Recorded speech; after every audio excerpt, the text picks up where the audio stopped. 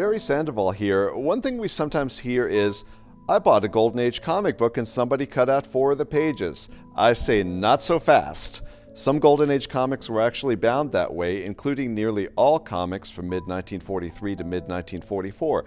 Let's take a look at Mutt and Jeff number 11, and you'll see our date on there is fall of 1943.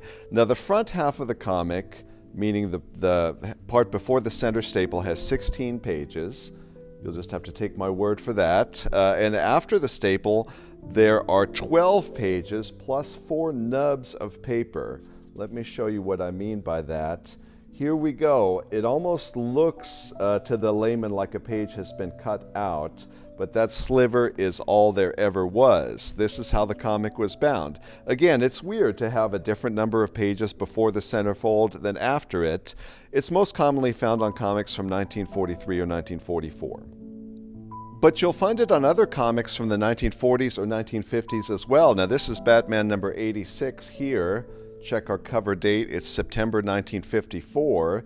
And this one has 12 pages before the centerfold, 8 pages after the centerfold, and again, it's got these nubs. Now the nub, notice it looks a little bit different here. Here the piece of paper is really sticking out. On the other one, it was mostly glued down, but it's the same phenomenon each time. And notice what the two have in common. Both times it's exactly 4 pages that are quote-unquote missing, and in both cases they're in the back half of the comic, not the front. In other words, if you think a couple of pages are cut out in the front half, they probably really are. Now, you might be asking, how am I supposed to know how many pages a certain comic is supposed to have? That would be a long video, but suffice to say the best online source is probably comics.org. However, you need to know that they and other online sources count the covers as pages. And that is good for PR, but it can be misleading. In other words, they call the front, inside back, and back covers 4 pages.